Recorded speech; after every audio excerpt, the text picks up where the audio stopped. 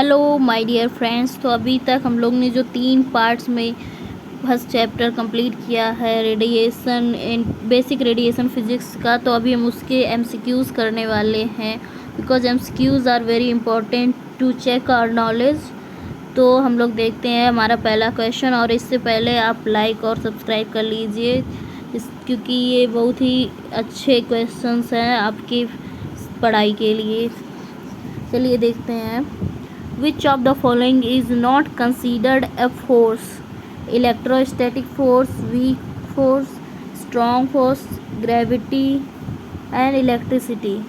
तो हम लोग जानते हैं इलेक्ट्रिसिटी एक फोर्स नहीं है, because electricity is the flow of charge and electricity क्या है? Electricity is the flow of charge, flow of charge and इसको हम लोग एम्पियर में मेज़र करते हैं, और इसको एसआई यूनिट, इसको हम लोग कूलाम पर सेकेंड में भी मेज़र करते हैं। ठीक है, तो अभी हम लोग देखते हैं अपना दूसरा question. Which of the following is not unit of energy? Energy की यूनिट कौन सी नहीं है? अर्ग एनर्जी की सीजीएस यूनिट है, जूल यूनिट एनर्जी की, वॉट नहीं है। वॉट किसकी यूनिट है? वॉट है पावर की यूनिट, और वॉट का हम लोग दूसरा फॉर्म में लिख सकते हैं जूल पर सेकेंड। कैलोरी भी एनर्जी की यूनिट है, इलेक्ट्रॉन वोल्ट भी एनर्जी की यूनिट है। तो यहाँ पे हमारा करेक्ट ऑप्शन हुआ ऑप्शन नंबर सी। तो let's see next question. Which of the following would most likely be attracted to an anode? एक एनोड को कौन सबसे ज़्यादा अट्रैक्ट करेगा? एनोड किसको अट्रैक्ट करेगा? तो एनोड के बारे में हम लोग जानते हैं, एनोड पॉजिटिवली चार्ज्ड होता है। तो प्रोटॉन पॉजिटिवली चार्ज होता है, तो क्या अट्रैक्ट करेगा? नहीं, क्योंकि अगर सेम चार्जेस होते हैं तो रिपल करते हैं एक दूसरे को, अट्रैक्ट नहीं करते। न्यूट्रॉन न्यूट्रल होता है तो ये अट्रैक्ट नहीं करेगा। इलेक्ट्रॉन का होता है नेगेटिवली चार्ज्ड। तो जब opposite charges come together, when opposite charges come together they attract each other. तो electron would be attracted towards the anode, and positron is also positive and alpha particle is also positive. So here the correct option of ours is option number C. Okay, which quantity is the best measures of power? Power का कौन है? Joule energy का है power का, या Tesla नहीं है, Tesla magnetic field का है। पावर का है वॉट। हम लोग जानते भी हैं कूलाम किसका है? चार्ज का है। न्यूटन किसका है? फोर्स का है। तो here our correct option is watt. So let's see our next question. Which of the following is are likely to have the longest wavelength? Wavelength spectrum में हम लोग देखते हैं, हाँ, वेवलेंथ स्पेक्ट्रम को अगर हम लोग चेक करें तो इसका जो सीरीज़ है इसमें को मैं बनाती हूँ 7 वेव्स होती हैं मेनली। नंबर 1 पे होती है radio waves, second microwaves, third infrared waves, fourth number पे विजुअल लाइट, एंड 5 नंबर पे यूवी लाइट होती है। 6 नंबर पे एक्स रेज होती हैं, एंड 7 नंबर पे गामा रेज होती हैं। तो इसमें जो हमारा रेडियो वेव्स से ये ऐसे चले अगर 7 नंबर की तरफ, तो रेडियो वेव की जो फ्रीक्वेंसी होती है वो सबसे कम होती है लोवेस्ट फ्रीक्वेंसी। फिर ये रेडियो वेव से लेके गामा वेव्स की तरफ बढ़ती जाती है, एंड इसकी एनर्जी भी सबसे कम होती है रेडियो वेव की। फिर ये धीरे धीरे ऐसे बढ़ती रहती है, और रेडियो वेव्स की जैसे कि फ्रीक्वेंसी सबसे कम है, तो we know that frequency is inversely proportional to the wavelength. तो रेडियो वेव्स की वेवलेंथ सबसे ज़्यादा होती है, और वेवलेंथ रेडियो वेव से लेके गामा रेस तक घटती चली जाती है। समझ गए? तो इस हिसाब से अब देख लेते हैं। यहाँ पे गामा रेस की वेवलेंथ तो लोवेस्ट हो जाएगी क्योंकि ये लास्ट में है। माइक्रोवेव्स की मिडिल में रहेगी, रेडियो वेव्स की वेवलेंथ लॉन्गेस्ट होगी, एंड अल्ट्रावायलेट और विजुअल भी मिडिल में आते हैं। So here our correct option is option number C. Let's see our next question. For electromagnetic radiation which increases with increasing photon energy, wavelength, frequency, velocity, charge, mass. तो electromagnetic radiation में photon energy बढ़ती है कैसे? इसके हिसाब से frequency, इसका correct option होगा हमारा ऑप्शन नंबर, गेस करो, वेवलेंथ होगा। अभी जैसे इलेक्ट्रोमैग्नेटिक रेडिएशन हम लोग ने देखा, तो इसके लिए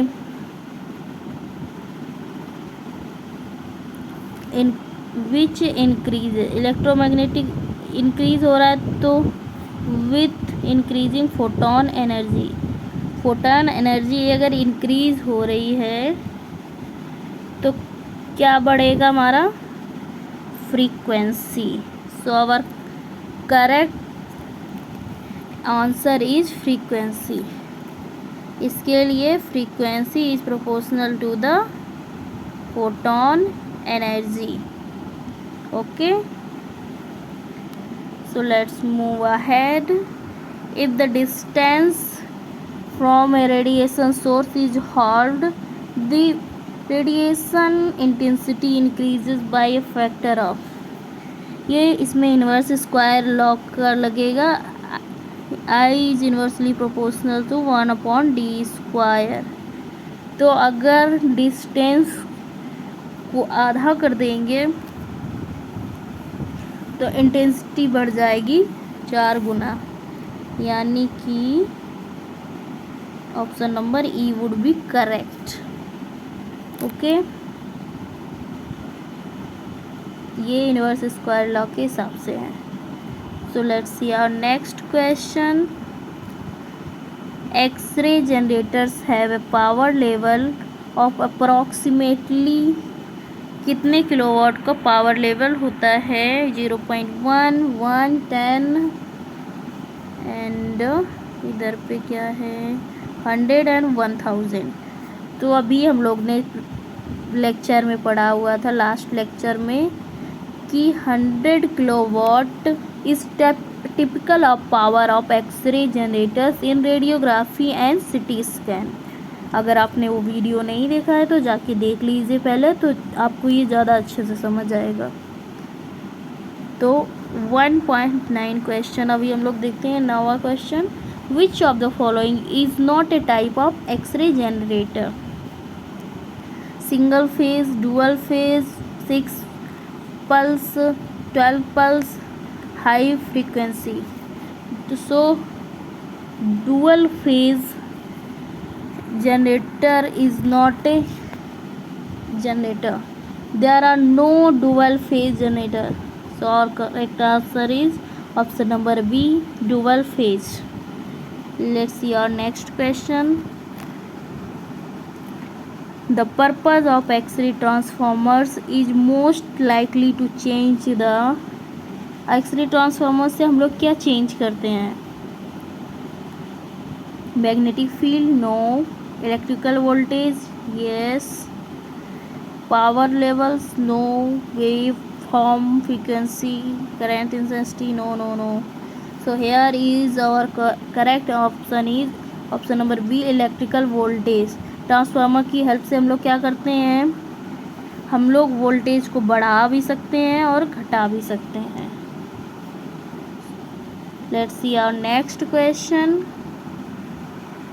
When a secondary coil has 500 more turns than a primary coil, the ratio of secondary voltage to the primary voltage is most likely.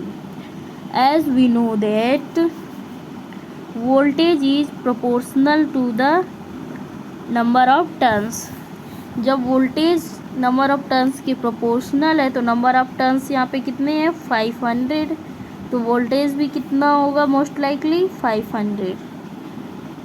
Okay, got it. Let's see our next question. Which of the following generator is likely to have the largest wave form ripple? Wave form ripple सबसे ज़्यादा किस type के generator में होगा? Constant potential, high frequency, single phase, 6 pulse, 12 pulse. So maximum ripple होगा single phase generator में, because इसमें 100% ripple होता है. Let's see our next question. Electrons passing through matter lose energy primarily by producing. Electrons lose most of their kinetic energy by knocking out or exciting outer shell electrons.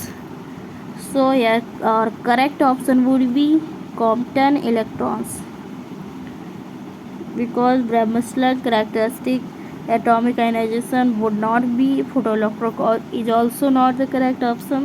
So our correct option is Compton electrons. Let's see next question.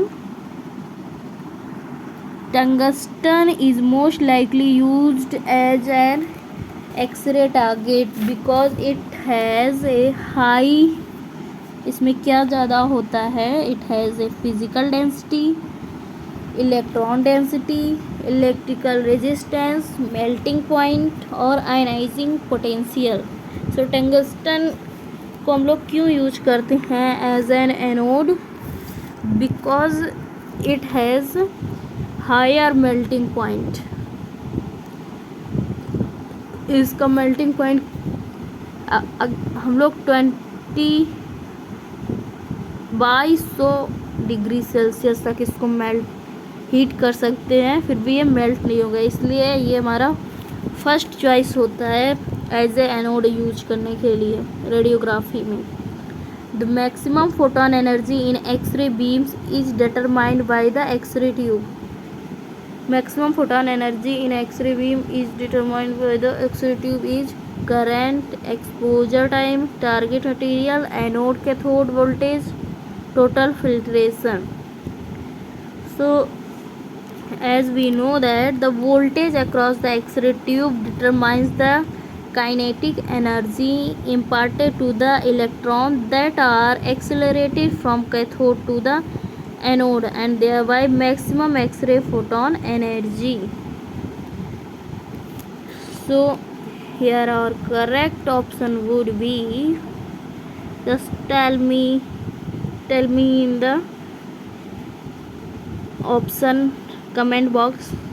चलो आपको 50 second दिए जाते हैं इसका option देने के लिए.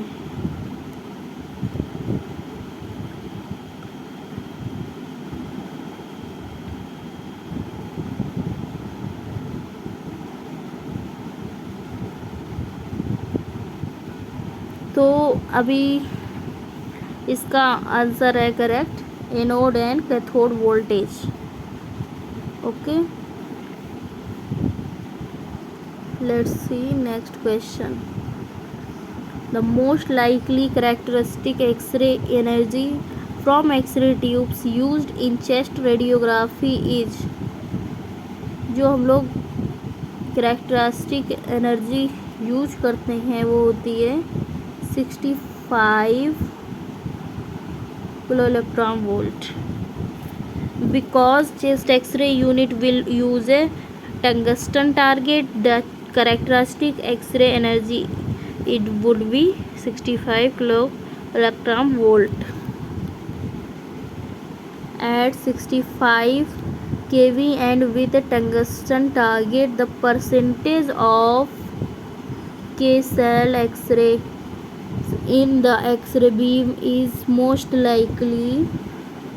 अगर हम 65 kV का यूज कर रहे हैं, इसमें किलो इलेक्ट्रॉन वोल्ट होगा, kV नहीं, तो टंगस्टन टारगेट से हम लोग को इसमें कैरेक्टरिस्टिक एक्सरे प्रोड्यूस ही नहीं होगा. तो ऑप्शन नंबर ए होगा. कैसे? क्योंकि as we know that this is the anode and here this is K shell, this is L shell. And K shell की एनर्जी कितनी होती है टंगस्टन की? तो के सेल की एनर्जी टंगस्टन में होती है 70 किलो इलेक्ट्रॉन वोल्ट. तो अगर इंसिडेंट इलेक्ट्रॉन की एनर्जी है 65 किलो इलेक्ट्रॉन वोल्ट, तो ये जब इसकी binding energy 70 kilo electron volt already electron की है, तो ये इसको एक्साइट कर ही नहीं पाएगा. तो जब इसको ये निकाल ही नहीं पाएगा, रिमूव नहीं कर पाएगा के सेल से, तो कोई भी एक्सरे प्रोडक्शन नहीं होगा. So here our correct option would be option number A0. So the average photon energy of an X-ray beam is least likely to be affected by changes in the average photon energy of an X-ray. Question ध्यान से पढ़ा करो. Beam is least likely to be affected by changes in the, सबसे कम किससे affect होगा? Tube current, tube voltage, voltage waveform, target composition, beam filtration. Give me answer in the comment box within 10 seconds.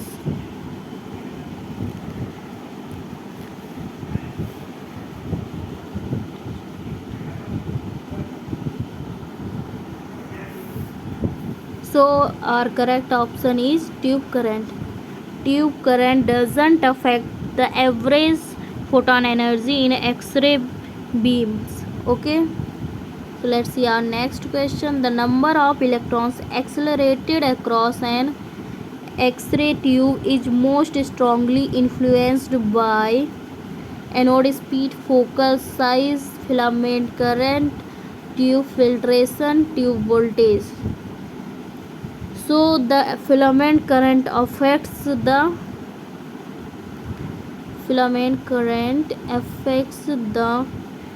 temperature of the filament and thereby how many electrons the filament bubbles off. And let's see our next question. The most likely X-ray tube filament current is, तो हम लोग इसमें most likely होता है 4000 milli ampere.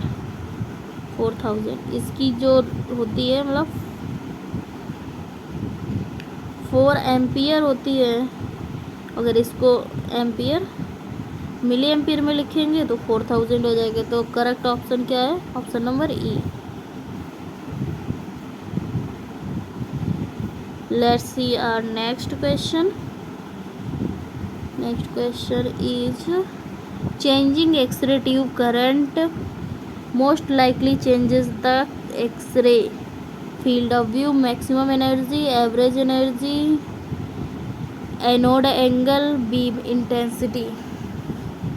So here our correct option would be the tube current controls X-ray beam intensity or tolerates number of X-ray photons produced. So our correct answer क्या होगा? Comment box में लिखो 10 second के अंदर। 10 second का time देती हूँ मैं आप लोग को।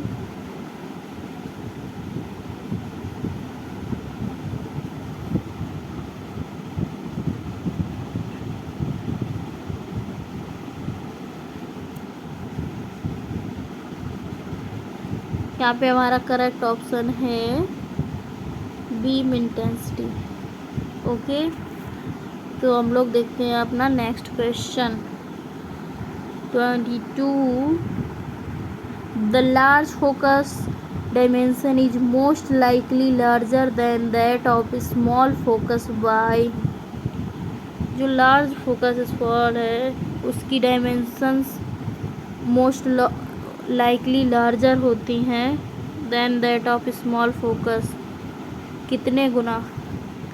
तो ये होती हैं 100 गुना, क्योंकि जो रेडियोग्राफी में हम लोग स्मॉलेस्ट फोकल स्पॉट यूज करते हैं वो 0.6 mm का होता है और लार्जेस्ट फोकल स्पॉट होता है 1.2 mm का। तो ये कितना हो गया 0.6 का 1.2? 100%। Understood. Let's see next question. The anode angle in an X-ray tube used for chest radiography is most likely। इसमें एनोड एंगल पूछ रहा है लाइन फोकस प्रिंसिपल से। तो हम लोग को पता है कि हम लोग जनरली 7 डिग्री से 20 डिग्री तक के एनोड एंगल्स यूज करते हैं। इसमें मोस्ट कॉमन एनोड एंगल जो कि हम लोग रेडियोग्राफी चेस्ट में यूज करते हैं वो कितना होता है? 15 degree. Understood or not? So let's move ahead. Our next question is X-ray tube output would likely increase the most when increasing the X-ray tube। X-ray tube output would कब increase होगा? जब क्या बढ़ेगा? Voltage, anode angle, target, Z, current, exposure time. Option के हिसाब से answer दीजिए comment में। अगर आप लोग को नहीं समझ आ रहा है तो इससे पिछले लेक्चर्स देख के आइए, क्योंकि जब तक आप लोग पिछले लेक्चर्स नहीं देखेंगे कुछ समझ नहीं आने वाला है।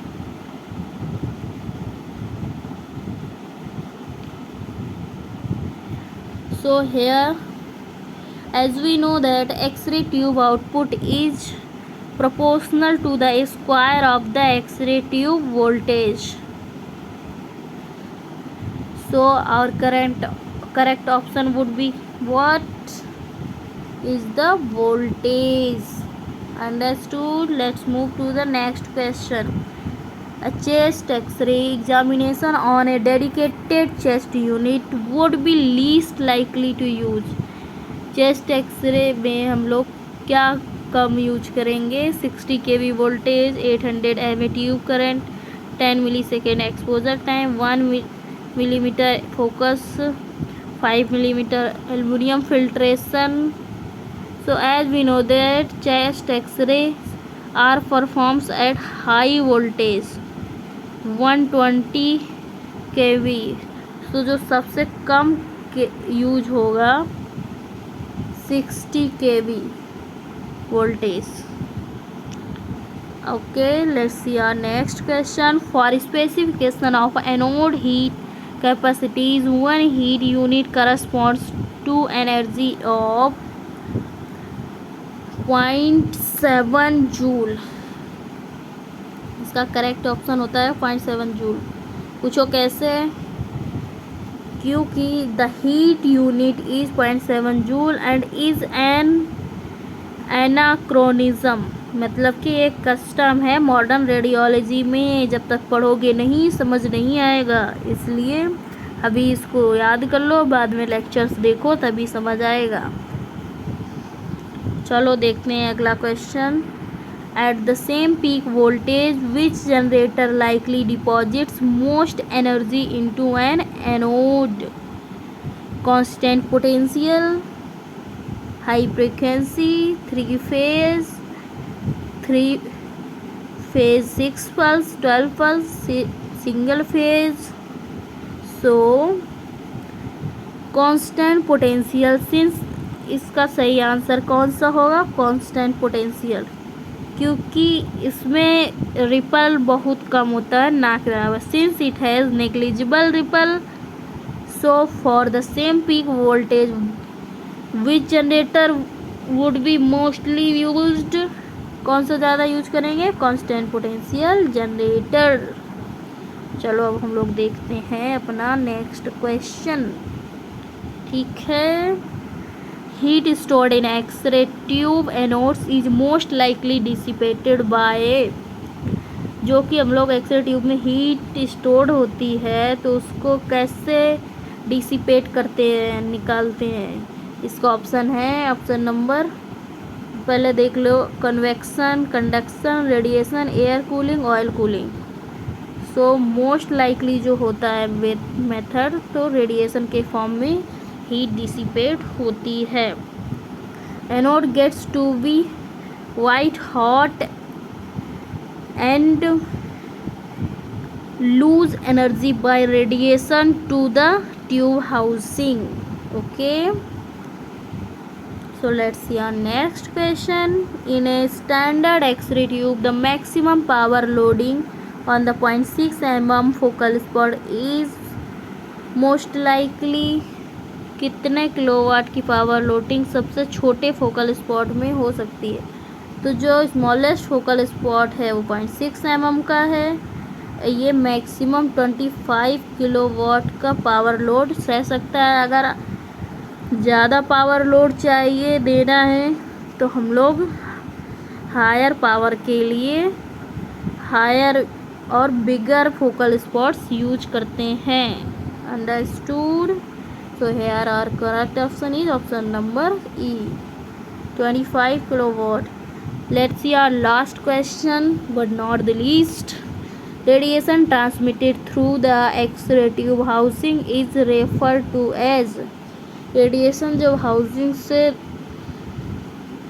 ट्रांसमिट होता है तो उसको हम लोग क्या कहते हैं, यूजफुल रेडिएशन कहते हैं, सेकेंडरी, स्ट्रे, लीकेज, स्कैटर्ड। तो जैसा कि हम लोग जानते हैं इसको लीकेज रेडिएशन कहते हैं। Leakage radiation escapes through a fully closed collimator and इसकी जो रेगुलेटरी लिमिट होती है according to the US is less than 1 milligray per hour at 1 metre distance. Okay, so अभी तो हो गया हम लोग का आज का। अब हम लोग मिलेंगे नेक्स्ट वीडियो में। तो आप लोग पढ़िए लास्ट लेक्चर्स भी, इसको भी रिपीट कीजिए, क्वेश्चंस के आंसर दीजिए और जो ना समझ आ रहा उसको कमेंट कीजिए।